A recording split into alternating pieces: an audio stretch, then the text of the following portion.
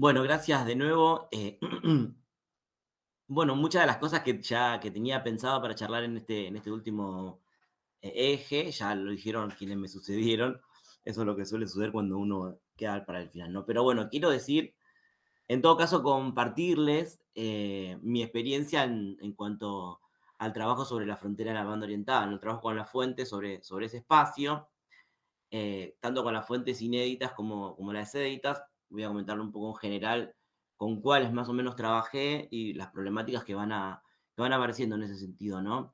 Respecto de las fuentes éditas, bueno, sobre todo trabajé el Archivo General de la Nación de Argentina, el Archivo General de la Nación de Uruguay, el ex Archivo Artigas, el Archivo General de India, la Biblioteca Nacional de Río de Janeiro. Esos son algunos de los repositorios en los que se encuentran las fuentes inéditas. Eh, Pude visitar los de Argentina y los de Uruguay. Los otros, por suerte, hay bastante digitalizado, entonces pude acceder de esa manera online. Respecto a las fuentes éditas, bueno, tenemos los relatos de viajeros, los cronistas, los funcionarios coloniales, e incluso para la historia del Uruguay hay muchos apéndices documentales. Bueno, después vamos a charlar un poco sobre un comentario sobre esos apéndices documentales, pero bueno, hay un aporte interesante en ese sentido. Respecto de las fuentes éditas y lo que más trabajé por cercanías, el Archivo General de la Nación de Argentina, trabajé sobre todo la comunicación de las autoridades de Buenos Aires con los comandantes que estaban emplazados en los diferentes espacios de frontera. Eh, Ahí uno puede encontrar más de 30 legajos en la sala 9 específicamente sobre banda oriental, de lo más diverso, ¿no? Desde comandancias de fronteras, desde Fortaleza, Fuertes, todo el proceso de ocupación de Río Grande durante los 10 años que estuvo bajo el dominio español, el proceso de devolución, el proceso de conflicto con los portugueses, sobre Montevideo, sobre algunos pueblos más dispersos de la banda oriental. Es muy diversa el- los legajos que uno puede encontrar en este caso. En el Archivo General de la Nación del Uruguay, en mi experiencia, es un poco más acotado.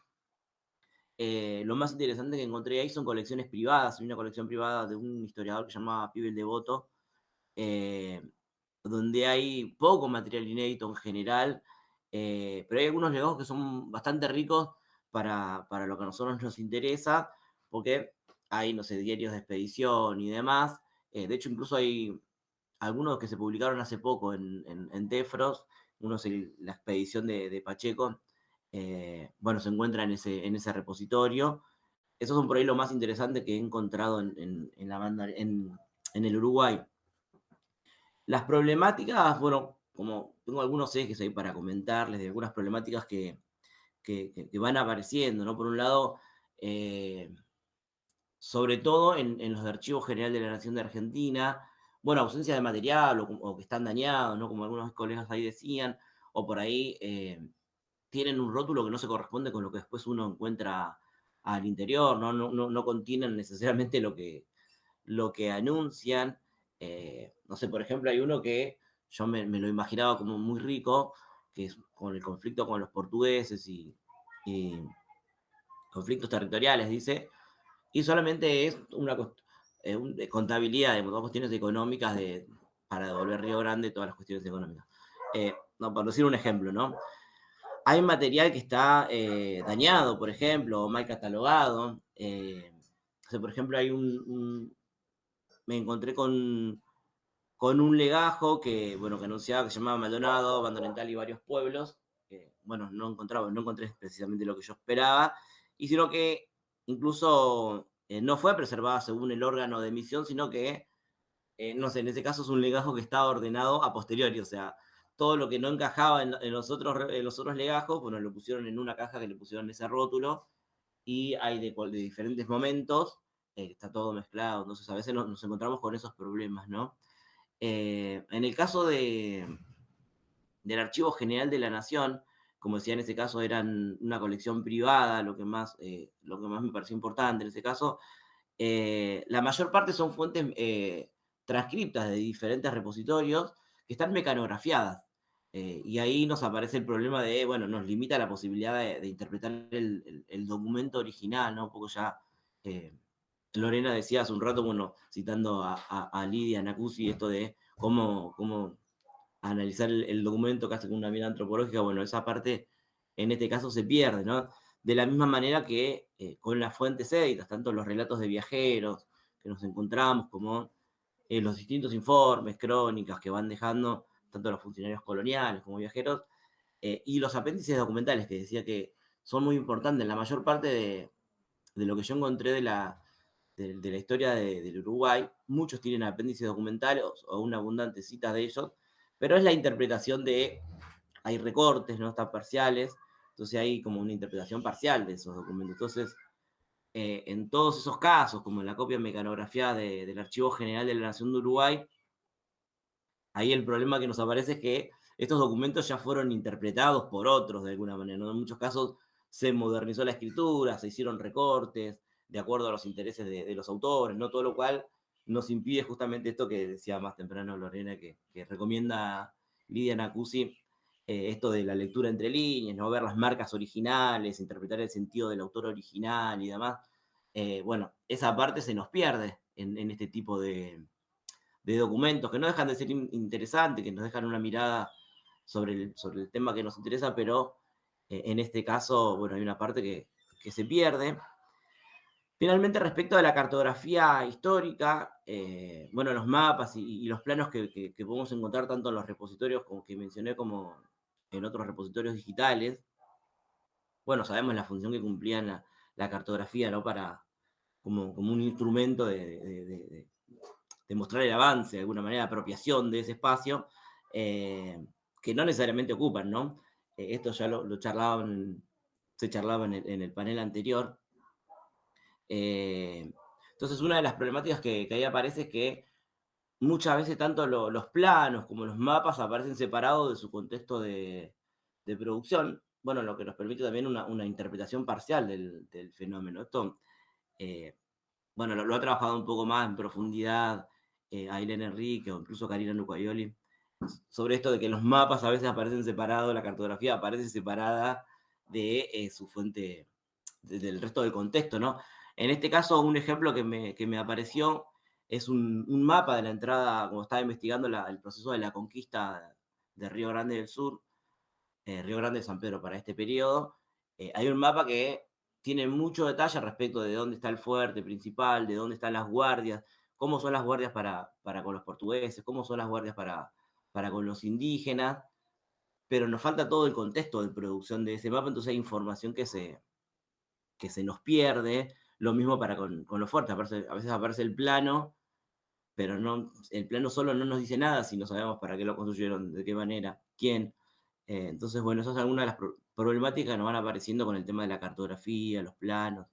Entonces, en definitiva, el aporte que quería comentar acá es, bueno, que los investigadores vamos en el proceso de hacernos de nuestras fuentes necesarias para nuestra investigación, vamos creando, ¿no? Un nuevo fondo documental, nuestro propio corpus, y que también ese corpus a mí me parece que es situado y contextualizado, ¿no? Porque, o sea, en nuestro caso, como Provea, armamos, digamos, de un fondo común con las fuentes que fuimos trabajando, en los que ya venimos por ahí desde un tiempo para acá, no sé, Eduardo Iraola, Luciana Fernández, Jessica García, bueno, Eugenia, que está desde hace mucho más, armamos un fondo común que nos permite de alguna manera cruzar los legajos, las fuentes, poder seguir trayectorias, rastrear sujetos, ¿no? Comparar procesos, todo lo cual nos permite de alguna manera tener una mirada común, una mirada más general de lo que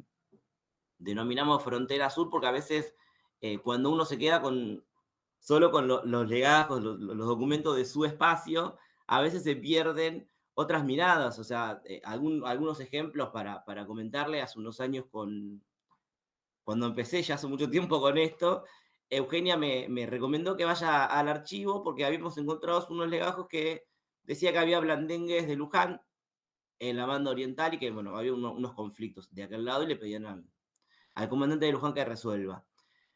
Entonces, bueno, un poco lo que fuimos dando cuenta y es que en el momento que se va, en el que aquel espacio todavía no estaba poblado, no estaba controlado, se enviaban blandengues de la frontera de Luján, se los enviaban para el otro lado, pero cuando había algún conflicto el que tiene que resolver es el comandante de Luján. Entonces, si yo miraba solo los legajos de la banda oriental, no me los iba a encontrar, y Eugenia, que solo miraba la parte de Luján, o sea, eso tampoco le resultaba de demasiado interés para su investigación, pero cuando empezamos a hacer esos cruces, nos encontramos con que, bueno, nos permite tener una mirada amplia de lo que denominamos la frontera sur, y también a mí me permitió pensar eh, la banda oriental como parte de esa frontera sur. En realidad es agregarle un poco más a algo que ya habían planteado Marcela Tamagnini y Graciana Pérez Zavala hace unos años, y yo dije, bueno, sí, pero un poco más. En realidad, estos mismos procesos lo podemos analizar incluso hasta Río Grande, hasta una parte de Río Grande del Sur, hay procesos que son concomitantes, y eso lo podemos rastrear a partir de la documentación que nos va apareciendo, y eso es posible a partir de armar un corpus común, eh, y que eso es posible, como decía Lorena, en equipo. Uno solo no podría armar semejante corpus, porque son miles de documentos, y no lo podría, una sola persona no lo podría hacer, ¿no? Entonces, tal vez como desafío necesitamos juntarnos con programadores para que nos desarrollen algún programa que nos permita, ¿no? Eh, que nos permita poner toda esta información que tenemos, que son un montón de cosas, porque a veces uno lo hace de manera más artesanal. Bueno, tal vez necesitamos un software que nos permita para ir avanzando en ese sentido, ¿no? De construir historias más completas, si se quiere. Así que bueno, nada, mi aporte iba en ese sentido, creo que va más o menos en el sentido de lo que todos venimos charlando, ¿no? Así que nada, muchas gracias. Bueno, muchísimas gracias a Lorena, a Pilar, a Sebastián, a Andrés, por haberse comprometido de esta manera y haberse, digamos, obligado a entablar el diálogo a partir de ejes comunes. Si les parece, voy a pasar a contarles un poco qué es lo que está pasando con el público, y les voy a leer algunos comentarios y algunas preguntas. Bueno, primero recordarle al auditorio que el panel, la discusión que se está armando en el panel se va a subir y va a quedar en el canal de YouTube de la revista Tefros una vez que se edite, para que quede a libre disposición de los interesados. Y contarles que me avisan que se encuentran personas interesadas y colegas desde Chile, Colombia, Suiza, Brasil, y dentro de Argentina, de La Plata, La Pampa, Salta, Bariloche, Buenos Aires, Córdoba. Estamos con más de 40 personas conectadas, y realmente de todo el país, e incluso con presencia internacional. Así que bueno, muchas gracias por estar, y creo que en gran medida eso tiene que ver con el interés que ha suscitado la temática del panel. Bueno, les leo algunos comentarios. Víctor Acebo les dice: es bueno que aborden temas sobre pueblos originarios, más aún en el contexto que estamos. Saludos. Florencia Roulet nos dice: más allá de las fructíferas colaboraciones entre historia, antropología, arqueología y geografía, llama la atención, a mí por lo menos, la escasa colaboración entre el campo de la etnohistoria o la antropología histórica y el de la historia rural. Hay sorprendentemente poco diálogo, a mi entender, entre ambos campos. Es un comentario, pero también puede ser una pregunta para quienes quieran después responderle a la colega Florencia. Maximiliano Lescano, en el medio de los aportes que estaba haciendo Sebastián sobre los diálogos con la arqueología, señala: cierto, en arqueología la datación en general es por radiocarbono, con desviaciones de hasta más o menos 50 años. Eso atenta contra las relaciones con el registro escrito. Alexis Papazian señala: no me atrevo a nominar, me gustaría pensar más en un método centrado en la problemática que se quiera desarrollar e investigar. Cierto que las técnicas de radiocarbono 14 o el uso de otras técnicas de laboratorio son tan disímiles a las técnicas de archivo y a las técnicas de las entrevistas, pero eso es técnica. Alexis también continúa. Las disciplinas formales, siguiendo un poco el argumento de Sebastián Aliotto, fueron desarrollando en rigor, eh, perdón, que Sebastián Aliotto fue desarrollando, disculpen, en rigor parten de una falacia. En algún punto, el estudio del pasado, siguiendo a Campaño, nos invita a trabajar de forma interdisciplinaria que va más allá de un mix de disciplinas. Es una disciplina otra, o mejor, algo así como una indisciplina. Una transdisciplina. Bueno, son comentarios, pero que también pueden abrir a respuestas de los panelistas. Eso nos decía Maximiliano Lescano, lo de una transdisciplina, y Alexis nuevamente señala, un aspecto a la bonita intervención de Lorena es situarnos en que eso que Pilar llama archivo estallado y que Sebastián marca en términos de dificultad de acceso, pero este punto me atrevo, no es solo un problema para quienes estudian el pasado, es un síntoma de la construcción de la nacionalidad argentina. Florencia Roulet vuelve a intervenir y dice, en ese mix de disciplinas y métodos que deberían converger en el abordaje de una problemática común, como decía Alexis, también hay que buscar más participación de las comunidades y organizaciones indígenas actuales. Me gustaría que estuvieran participando en este panel. Alexis contesta, siguiendo lo planteado por Florencia y el espíritu del panel, creo que salirnos de las disciplinas y yendo al territorio y a las comunidades, los registros de todo tipo cobran lógica. Antes de pasar a las preguntas, tenemos varias intervenciones felicitando, agradeciendo. Jessica García, felicitaciones desde la oficina de PROEA de la Universidad de Luján. Eugenia, Jessica y Eduardo. Hola Eugenia, ¿cómo estás? Marcela Tamagnini, una de nuestras queridas anfitrionas, muchas gracias a los panelistas que generosamente se sumaron a los 3 encuentros, muchas gracias a todos los que siempre nos acompañan.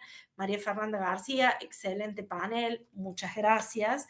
Y acá, más allá de que ustedes puedan avanzar en continuar con esos comentarios, les paso 2 preguntas puntuales. La pregunta 1 la hace Maximiliano Lescano para Andrés. Dice, ¿qué autor destacaste para territorialización? Y después otra que hace Bianca Tosco de la Universidad Nacional de Córdoba y que creo que es una de las cuestiones que dialogamos nosotros previamente.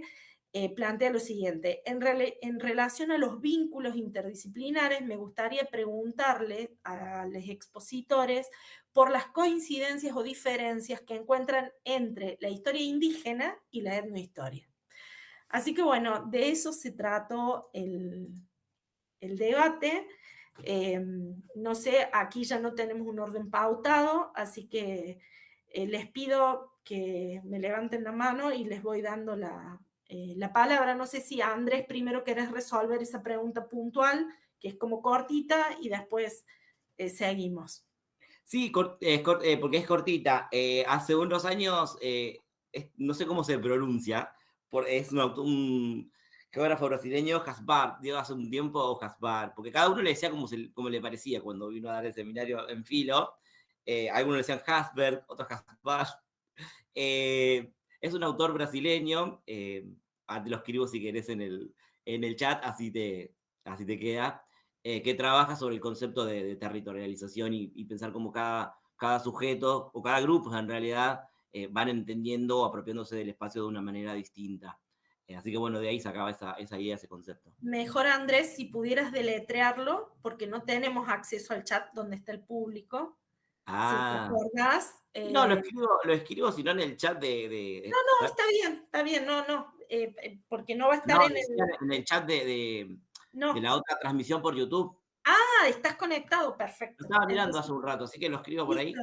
Entonces lo escribí por ahí, fantástico. Dale. ¿Quisieras avanzar sobre alguno de los otros comentarios y preguntas, ya que estás en... No, solamente meter un poquito en la polémica, si se quiere, de la arqueología. la experiencia, nosotros hemos trabajado arqueología histórica con Mariano Ramos, hemos colaborado. Hace un tiempo él está trabajando hace mucho tiempo, entre otros lugares, en el sitio de Vuelta de Obligado. Y entonces ahí sí hay una colaboración muy estrecha de diferentes disciplinas.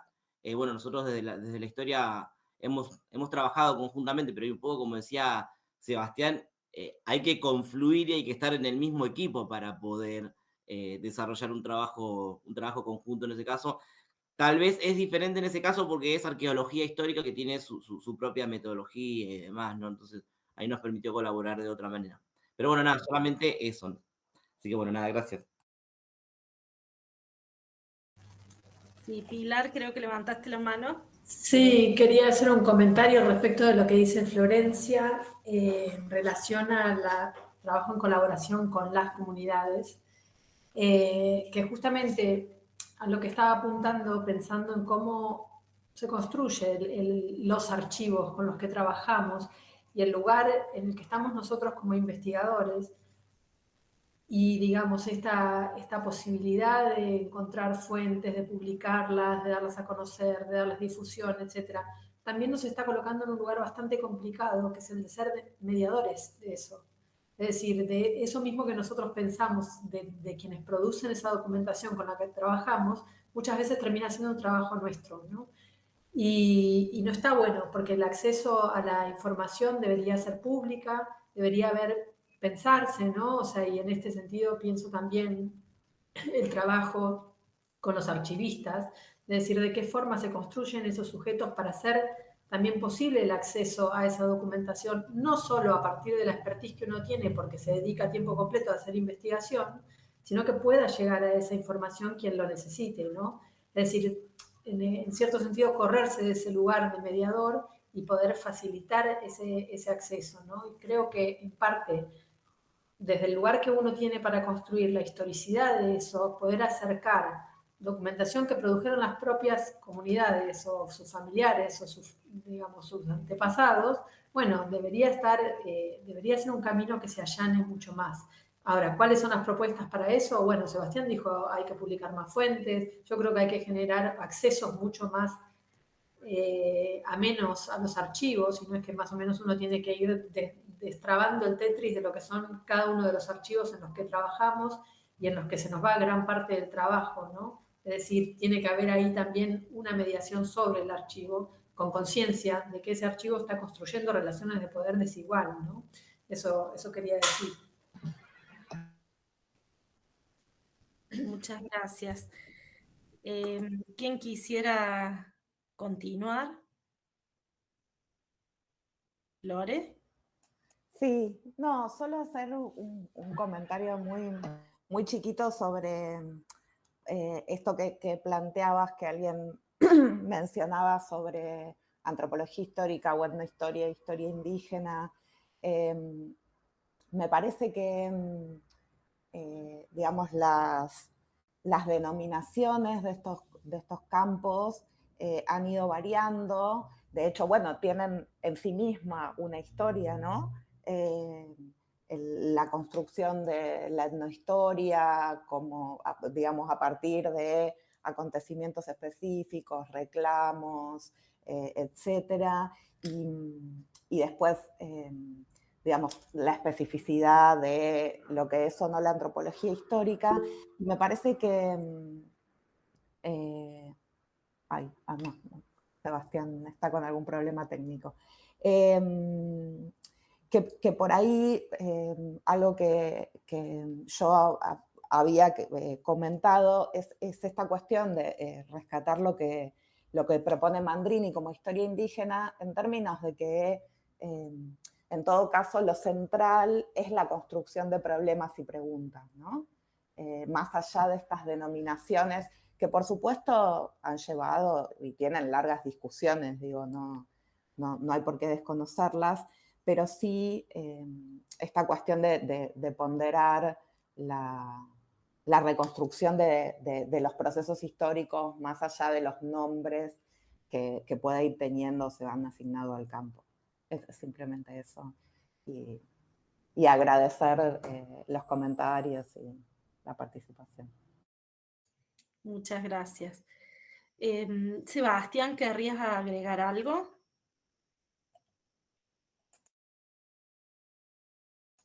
¿Nos estás escuchando? Creo que no. Sebastián.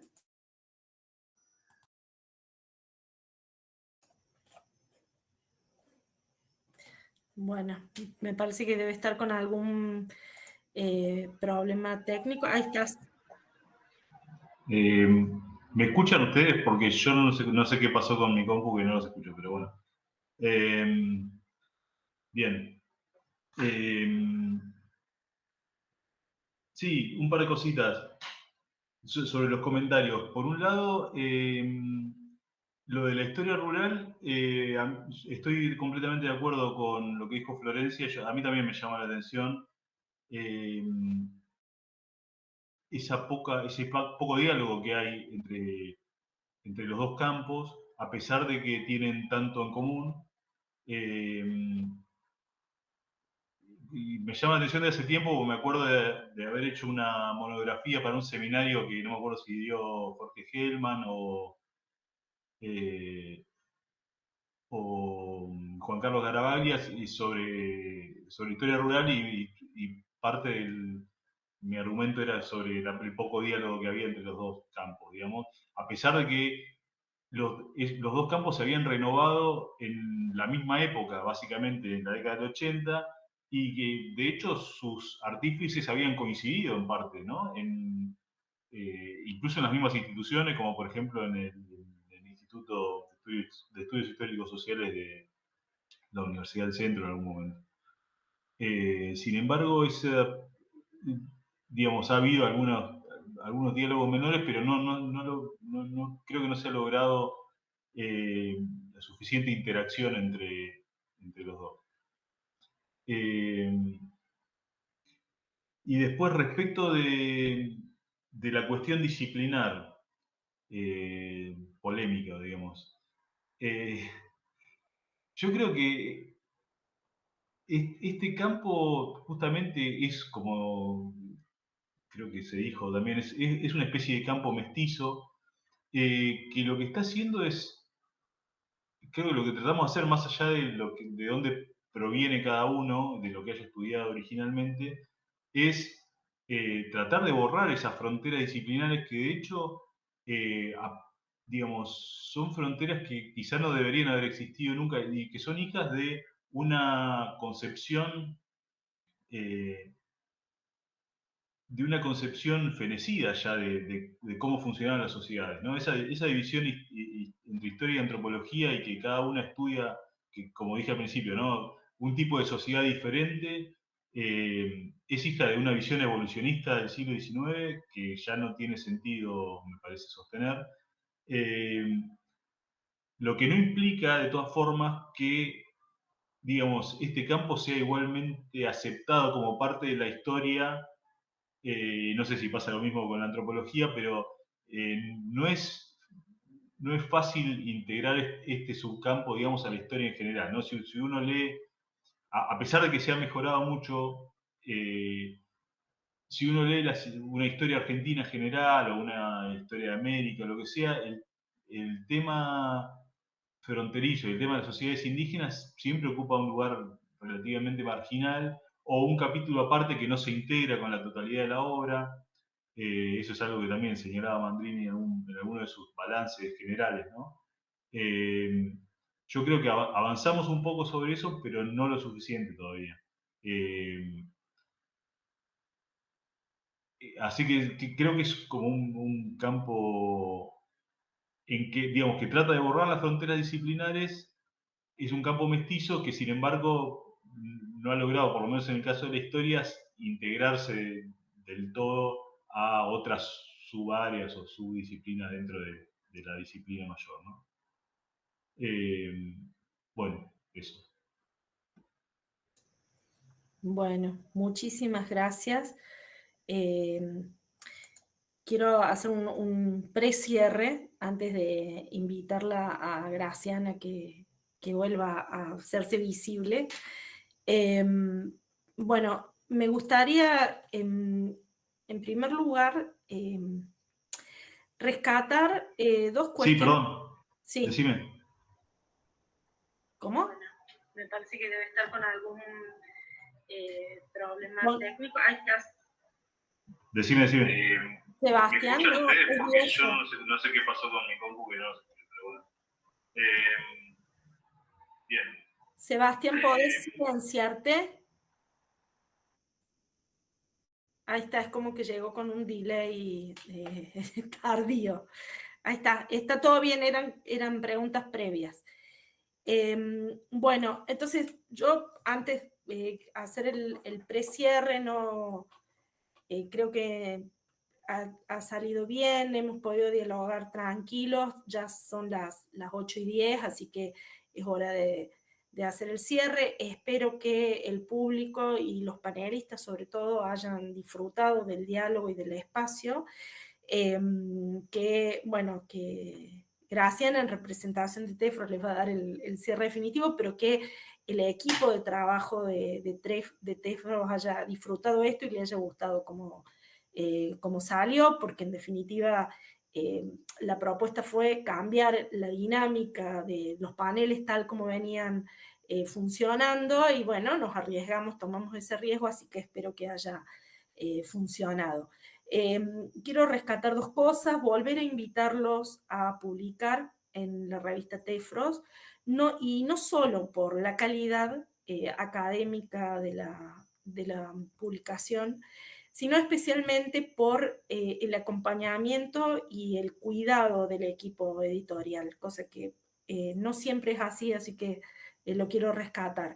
Y en segundo lugar, quisiera rescatar la vocación federal, podríamos decir, que animó la formación de este panel. Digo, contamos con la hospitalidad del equipo TEFROS, que está radicado en la Universidad Nacional de Río Cuarto y que está invitando panelistas provenientes de la Universidad Nacional del Sur, de la Universidad Nacional de Río Negro, de la UBA y de la Universidad de Luján, y me invita, lo que me hace sentir muy honrada a mí, que vengo de la Universidad Nacional de Córdoba, a acompañarlos. Entonces, creo que esa vocación es algo a rescatar, y en ese sentido la posibilidad que tiene esta presencialidad remota de mediar encuentros y diálogos, creo que es de lo mejor que nos ha dejado la pandemia, ¿no? Porque un panel de este tipo, además con un público proveniente de diferentes países, de diferentes ciudades, hace quizás 6 años atrás, por no decir mucho más, no hubiera sido posible. Así que bueno, hago el precierre de este panel número 3, fuentes para armar la historia indígena en el marco del ciclo 2024 de la etnohistoria y sus desafíos, y quedamos a la espera de la propuesta del ciclo 2025. Así que bueno, muchas gracias. Bueno, muchas gracias Isabel, muchas gracias a cada uno de los panelistas y las panelistas, en este caso Lorena Barbuto, Andrés Aguirre, Pilar Pérez y Sebastián Alioto, pero también a quienes estuvieron participando en los paneles previos. Como bien señalaba Isabel hace un rato, este panel empezó en este segundo cuatrimestre como segundo ciclo de paneles virtuales, iniciados en el contexto de la pandemia. Y bueno, y la verdad que este año como equipo de trabajo TEFROS decidimos volver a reunirnos desde esta manera virtual para poner en debate cuestiones que atraviesan las producciones del campo de la etnohistoria, de la antropología histórica, de la historia indígena. Bueno, creo que detrás del debate del chat en la transmisión está el debate de fondo que dio lugar al inicio de TEFROS. En esas discusiones que en su momento estaban en el pensamiento de Marta Beckis, cuando justamente ella trataba de pensar, o no sé si delimitar, no creo que sea la palabra correcta, pero sí cuál era el alcance de la etnohistoria. Y bueno, han pasado los años, las generaciones también se están renovando. Creo que en esta formulación del segundo ciclo de TEFROS decidimos tomar no a las nuevas generaciones, sino digamos a las generaciones más intermedias, en esto de cómo la producción en este campo sigue continuidades, pero también está avanzando en otras líneas que a lo mejor 10, 15 años atrás eran impensadas. Y bueno, gran parte de lo discutido en cada panel da cuenta de las nuevas agendas. Ojalá que, acá lo digo como equipo, ¿no? Digamos, estas ideas puedan plasmarse en futuros debates, en eventos bueno, que a veces nos unen en forma física y otras veces a través de esta virtualidad.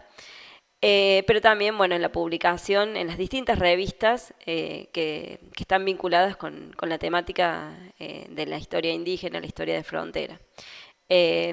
Así que, bueno, desde ya gracias a quienes dedicaron su tiempo en preparar sus contribuciones y que no dudaron en participar en la propuesta del equipo. Agradecer también al público que acompañó el ciclo de estos 3 paneles. Y bueno, y que en este momento también están ahí del otro lado. Y agradecer a todo el equipo que no se ve, pero que está haciendo posible que esto funcione. Y bueno, gente de la Universidad de Río Cuarto, colaboradores en docentes, graduados, estudiantes, y también, bueno, la cuestión técnica, que siempre necesitamos ayuda, así que un agradecimiento a la Facultad de Ciencias Humanas, a la Universidad Nacional de Río Cuarto, y bueno, y esperamos que el próximo año haya alguna propuesta, todavía no está definida, pero algo habrá. Y como dijo Isabel, los invitamos a enviar contribuciones a la revista Tefros ya para el número de julio 2025. Así que muchas gracias y bueno, nos veremos el año que viene en algún formato. Saludos a todos.